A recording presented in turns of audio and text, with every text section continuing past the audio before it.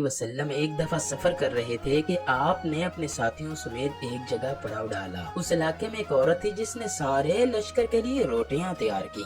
जब वो फारिग हुई तो उसने सहाबा कराम से अर्ज किया कि मैं अपने आका हजरत मोहम्मद सल्लल्लाहु अलैहि वसल्लम से मिलना चाहती हूँ। सहाबा कराम ने उस औरत को आपके पास ले गए। जब ये औरत रसूलुल्लाह सल्लल्लाहु अलैहि वसल्लम के पास हाजिर हुई तो उसने अर्ज किया, या रसूलल्लाह, मेरा एक बच्चा है। मैं जब भी तनूर पर रोटियां तैयार करती हूँ तो मेरा बच्चा मेरे पास आ जाता है। मैं अपने बच्चे को तनूर के पास नहीं आने देती कि कहीं मेरे बच्चे को आग की गर्म हवा भी न लग जाए, क्योंकि मैं माँ हूँ ना। माँ का दिल बहुत नरम और नाजुक होता है। वो अपनी पैदा की हुई औलाद को किस तरह से मुश्किल में देख सकती है। मैंने सुना है कि अल्लाह ताला 70 माओं से ज्यादा अपने बंदों से प्यार करता है। जब अल्लाह ताला 70 माओं से ज्यादा प्यार करता है तो खुदा हमको किस तरह से जहन्नुम में डालेगा। हदीस पाक में है कि अल्लाह के आखिरी नबी हजरत मोहम्मद ने उस औरत की बात को सुना और सर झुका लिया। आप सल्लल्लाहु अलैहि वसल्लम की आंखों से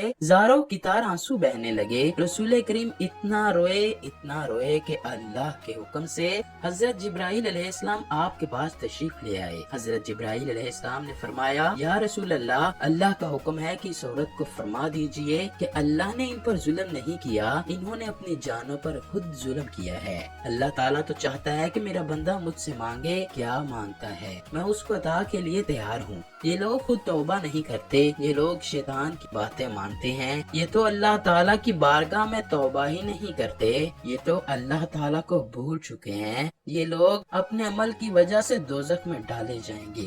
हजरत अबू हुरैरा रज़ियल्लाहु ताला अन्हु से मरवी है कि रसूल करीम ने फरमाया, मेरी पूरी उम्मत जन्नत में जाएगी, लेकिन जो इनकार करेगा वो जन्नत में दाखिल ना होगा। अर्ज किया गया, जन्नत जाने से कौन इनकार करेगा? आप सल्लल्लाहु अलैहि वसल्लम ने फरमाया, जिसने मेरी अताअत की वो जन्नत में दाखिल होगा, जिसने मेरी अताअत ना की वो जहन्नम की आग में भड़केगा। हजरत जाबिर रज़ियल्लाहु ताला अन्हु से मरवी है कि एक बार चंद फरिश्ते अल्लाह के नबी के पास तशरीफ लाए। उस वक्त आप सल्लल्लाहु अलैहि वसल्लम सो रहे थे। उन फरिश्तों ने एक दूसरे से फरमाया कि तुम्हारे इस साथी के लिए एक मिसाल है। उन्हीं में से कुछ फरिश्तों ने फरमाया कि राय दे कि ये सो रहे हैं। कुछ ने कहा कि इनकी आंखें सोती हैं, इनका दिल जागता रहता है। चंद फरिश्तों ने कहा, इनकी मिसाल उस बंदे जैसी है जिसने एक घर बनाया और उस घर में खाने की एक दावत का इंतजाम किया और एक बुलाने वाले को भेजा। तो जिसने उस बुलाने वाले की बात मानी वो घर में आ गया, उस दावत में से खाया। जिसने उस बुलाने वाले की बात ना मानी तो जाहिर है कि वो ना तो घर आएगा और ना ही उसको कुछ खाने पीने को मिलेगा। इस मिसाल का मतलब है कि उस पर बाज फरिश्तों का कहना है कि ये तो सो रहे हैं और बाज ने कहा कि उनकी आंखें जागती हैं और दिल बेदार रहता है। तब फरिश्तों ने यह मतलब बयान किया कि वो घर जन्नत है और बुलाने वाले आप सल्लल्लाहु अलैहि वसल्लम हैं। लिहाजा जिसने रसूलुल्लाह की अताअत की उसने अल्लाह की अताअत की, जिसने मोहम्मद की नाफरमानी की उस बंदे ने अल्लाह की नाफरमानी की।